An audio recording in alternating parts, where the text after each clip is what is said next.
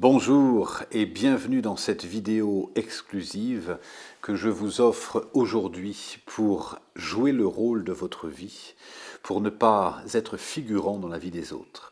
Je vous propose ces 7 clés comme cette piste de méditation, comme cette réflexion pour être totalement l'acteur, l'actrice de votre vie. La première de ces 7 clés, c'est la conscience.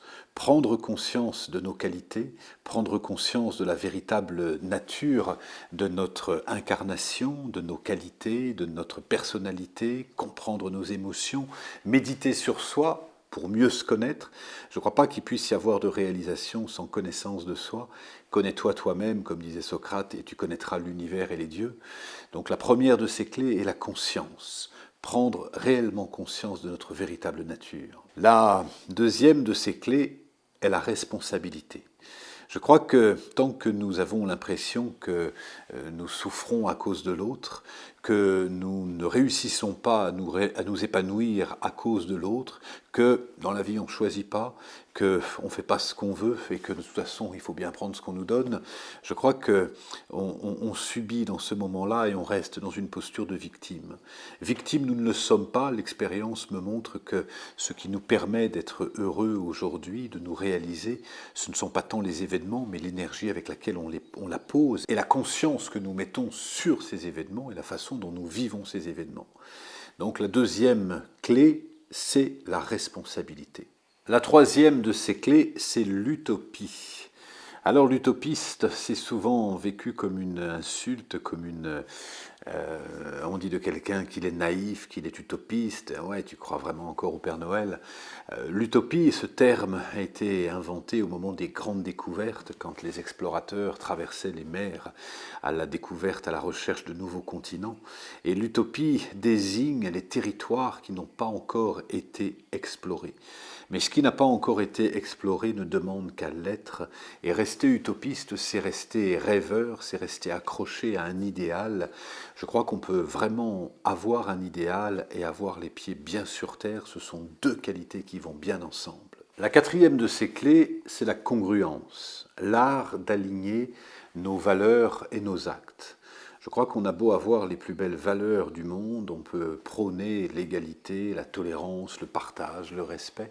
Si on ne les incarne pas, ces valeurs n'ont aucune influence sur ce que nous sommes vraiment. Et aujourd'hui, certains d'entre nous ont de très belles valeurs, mais n'arrivent pas à les incarner, quand d'autres posent beaucoup d'actes au quotidien, mais ces actes sont épars et ne peuvent pas se retrouver dans une forme d'alignement et de congruence. La congruence ou l'art d'incarner ce qu'on dit et d'être ce qu'on est, ce qui nous permet d'associer par exemple la méditation et l'action, les croyances et les actes, cette congruence est une clé fondamentale pour jouer le rôle de sa vie. La cinquième clé, c'est l'initiative. Prendre conscience que que c'est à nous de poser des actes créateurs et ne pas attendre que ces actes nous soient proposés. J'ai une phrase qui m'aide beaucoup en ce moment, c'est « je tire ». Et puis je vise après. Longtemps, j'ai fait l'inverse, c'est-à-dire j'ai cherché à concevoir, à imaginer, à passer à l'acte petit à petit. Aujourd'hui, je prends le risque de me tromper, mais je pose des actes chaque jour, des actes créateurs, poser des actes, prendre des initiatives, se tromper, réajuster, rebondir. Il n'y a pas de passage à l'acte sans risque d'erreur et se libérer de l'enjeu, se libérer de la peur de se tromper pour passer à l'initiative.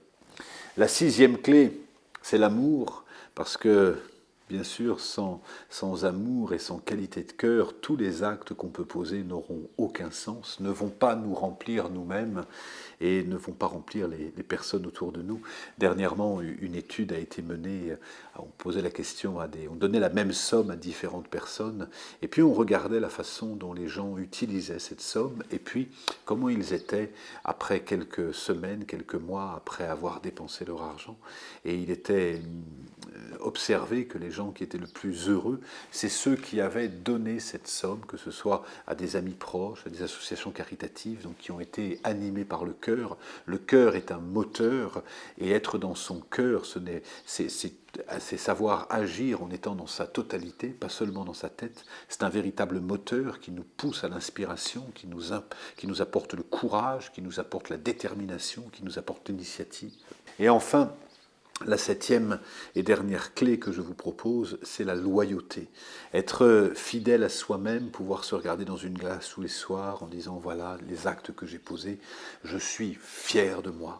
Je crois qu'être fier, là aussi, ça a été vécu souvent comme on va dire d'une personne qu'elle est orgueilleuse parce qu'elle est fière.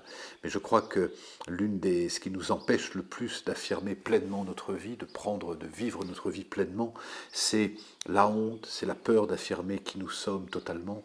Mais je crois qu'être fier de son image, être digne de qui vous êtes, c'est la meilleure façon, en tout cas c'est la septième, de jouer pleinement le rôle de votre vie. La conscience, la responsabilité, l'utopie, la congruence, l'initiative, l'amour et la loyauté. Vous voyez, quand j'ai rédigé ces 7 qualités, je les ai rédigées spontanément. Et puis, je me suis amusé à observer les 7 premières lettres de chaque mot, le C, le R, le U, le C, le I, le A et le L. C'est drôle, tout ça, ça donne crucial. Et si aujourd'hui, il était crucial pour vous et pour chacun que vous jouiez pleinement le rôle de votre vie.